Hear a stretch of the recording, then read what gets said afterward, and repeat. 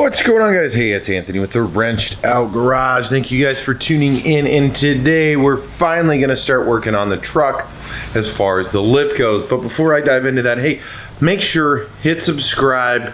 Again, if you guys haven't watched any of our videos, we have a bunch of garage stuff, automotive, motorcycles, trucks.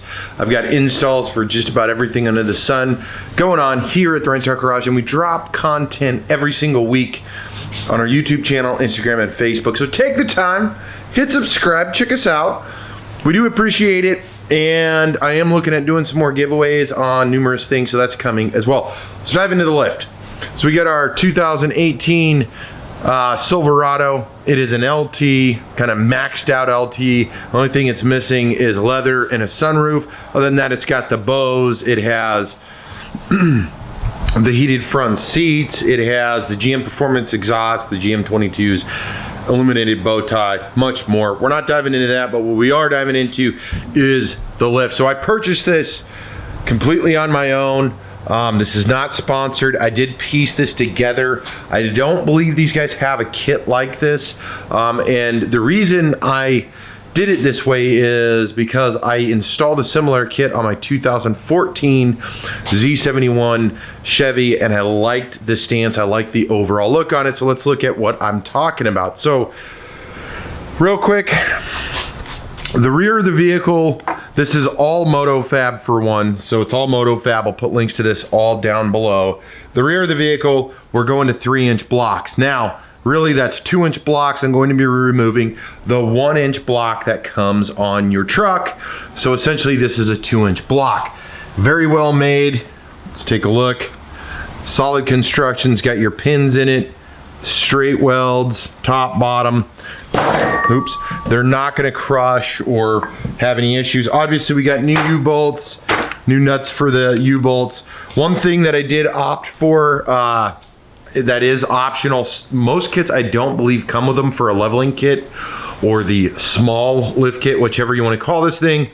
More or less a leveling kit. In this case, I'm lifting the rear and the front. And that is the rear shock extension. So these help with 1 to 2 inch lifts. Again, I'll put links to these down below. These are actually really affordable. Again, very nicely welded. And essentially what this is going to do is give your rear shocks a lift, so you're not putting as much stress on those, or they're not fully extended. So we've got those. Those come with the included hardware. Next on the list is the front. Now I've done, like I said, I did it this way because I've done it before and I kind of like how it is. I just like how the setup is because it's not all on the top or on the bottom. Let me show you what I'm talking about. So when you do a leveling kit, you have two options, generally speaking. You're either going to get these plates. Doesn't matter if you drive a Ford, Chevy, Dodge, whatever. You're going to get these plates, and you're going to ultimately push the vehicle up from the top of the strut of the shock, and that's what's going to lift your vehicle. I've done those. The other option, at least for Chevy, is lift the shock. So this is. So ultimately this goes under the shock, and then it pushes it up from the lower control arm, pushes your body up. Now in my case, I am doing 2 inches on the bottom and a 1/2 inch on the top, ultimately giving me 2.5 inches. The reason I like that is I'm not depending on one side or the other, and to me, to some degree, it floats the shock semi balanced. I'm obviously not fully, because I got 2 inches going up on the bottom and then a 1/2 inch going up on top of it. I feel like that's better. Maybe I'm wrong. Maybe it's just best to go to one or the other. But I have done a similar kit like this again on the truck. Now, Motofab includes instructions. Very nice instructions right here.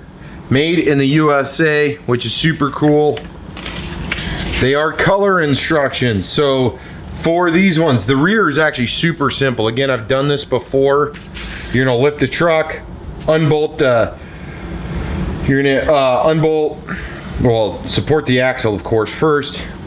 Unbolt your brake lines and give some slack because it's going to tighten up, and then you're going to go over to here, unbolt your shock, and then ultimately separate the spring from there, pull out the 1-inch block, put in the new block, put on the old clamps with the new U-bolts, and good to go. In our case, we're gonna take that right here. You can see that we're gonna end up putting these guys in. This is gonna go slide in there. We're gonna turn the shock sideways. It's gonna bolt in, giving us that extra cushion or not pulling the shock all the way on. Super simple.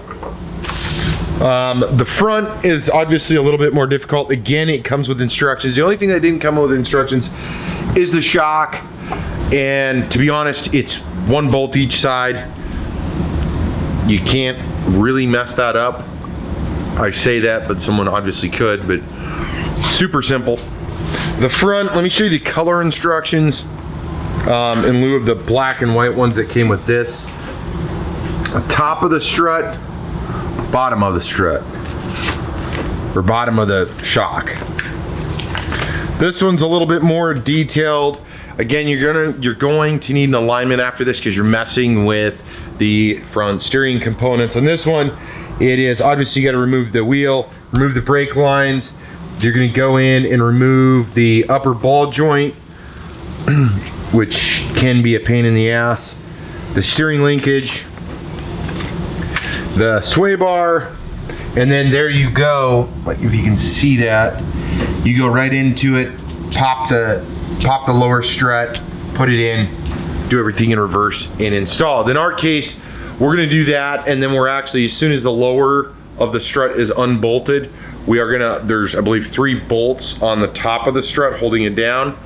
Undo those bad boys, drop it down, throw the plate in, put it back, throw in the rest of this stuff, and we're good to go.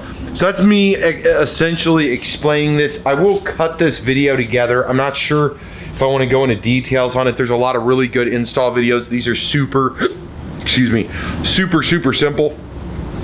Generally speaking, from what it took me personally, and what I've read online, what I've read from reviews, and everywhere else, I've seen guys say it takes 2 hours, it takes 3 hours, it takes 4 hours. So here, the estimated time is going to be between 2 and 4 hours. Now, with me saying that, 2 hour line means this, because I've done a lot of these kits through the years. What to hit a 2 hour marker, in my opinion, means this: you have got all the tools that's suggested on the instructions ready to go. You've got your jacks ready to go. Maybe you're using air, maybe you're not, but your jacks, everything is ready, so you're not out there trying to screw around with stuff. To include, when you go to pop that ball joint, it doesn't take you an hour or 20 minutes of tapping on it, hoping that it pops up. Sometimes you get lucky, couple smacks, pops up. Sometimes you just unbolt it and it comes up. That is generally where you're gonna get your biggest hang up, is that, and then obviously kind of pulling everything out. You guys will see more once I do this, but ultimately it's a fairly simple install. It really is. It just is time consuming because you're taking apart both the front and suspension components, and then obviously taking them apart, putting them back together, back on the truck. Then you're jumping to the rear and doing that one. That's how I've done it in the past and how I suggest doing it.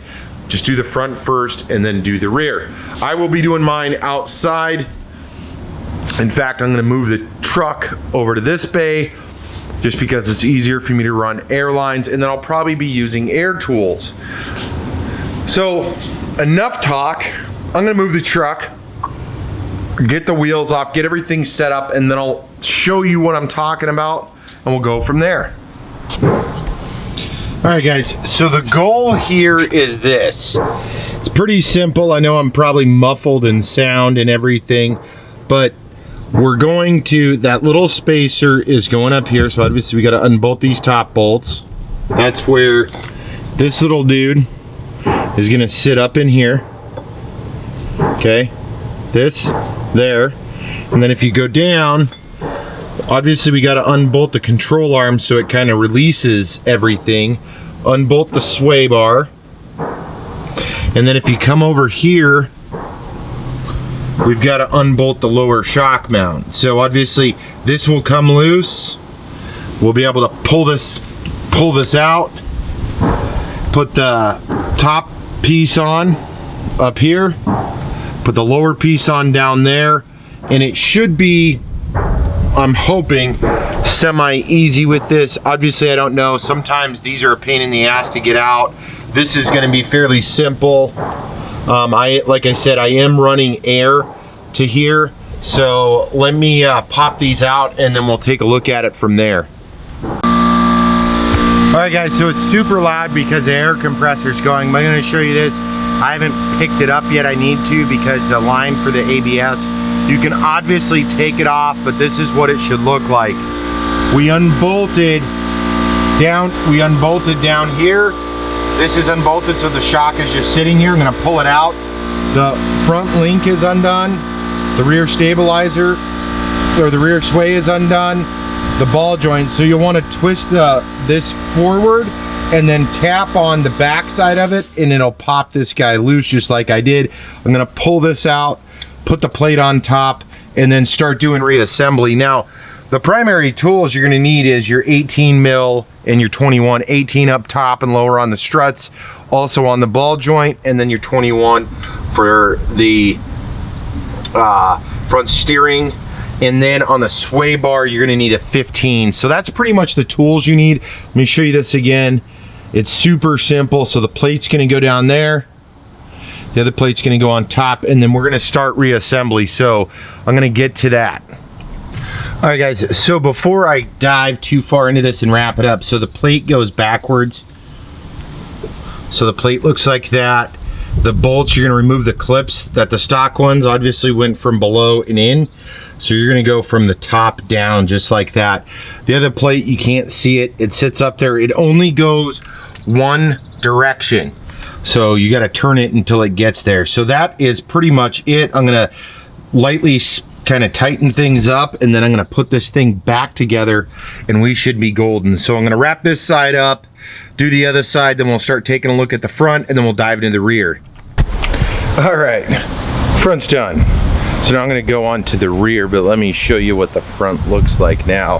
Now, when I tape it off, it is about the 40-inch marker in lieu of around the 37. So that's what it looks like, completely done right there. Front end looks good. Obviously, in up-and-coming videos, I'll show you more and more of what it looks like. But what the plan is for the rear, I back the truck in so I can use air. I'll show you real quick because I've done this before. It's super easy. So essentially what the goal is, let me kind of get under here. So let me try to show you what the goal is. Let me see if I can show you here. Is we're going to replace, we're going to put the spacer here to bring this up, and then we're going to take these out. Now the axle will stay still and stay here while I lift the suspension up. And an easy way, I've done this before, if you have a trailer hitch, is if you lift the hitch and you're easy with stuff, you can actually lift the hitch up in it and then unbolt those, or unbolt those, lift the hitch up, and it'll literally lift the back end of the suspension up, because that's the connecting point. You have to be very careful doing that, especially being under the truck, but it's a pretty quick and easy way to do it. Because the suspension's tied into the frame, essentially all you're doing is lifting up the back of the truck instead of lifting all of the suspension, the differential, and all of that stuff. So that's what I think I'm going to do. I think that's going to be the easiest and fastest way to do this. Not that it's a speed game, but it's also easier to do it that way. So if I lift up the rear, it'll allow me to do that. So ultimately what I'm going to do is jack up right under the plate here for the trailer hitch, and then I'm going to unloosen both shocks and unloosen those bolts, and then switch out the 1 inch for the 3 inch, and we should be golden. So let me get to that, and then I'll show you guys as I do it kind of how it goes. All right, guys, so now we're gonna start doing the rear. I took the rear tire off. It's sitting on a jack stand. I already undid this. It's your 21 millimeter. Popped it off.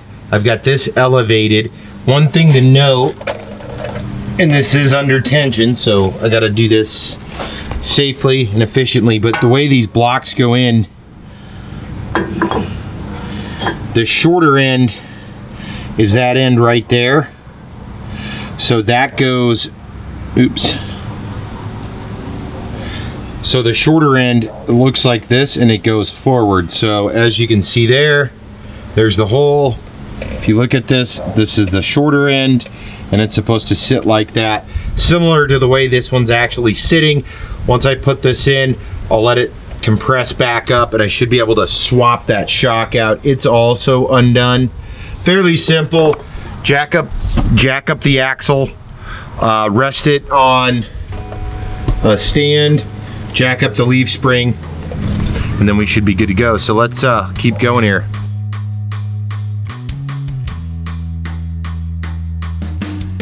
So there it sits. As you can see, the smaller edge tapers down. This one, when it sits in there, it does the same thing. So I'm gonna lower this down and then hopefully we can get that shock to pop up some.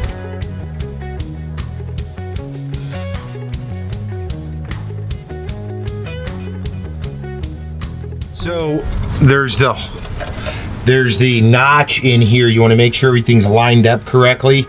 That way, obviously, the notch goes into the top of this. The lower notch is in the lower right there. So now I'm gonna try to adjust that shock up so we can get those extensions on as well.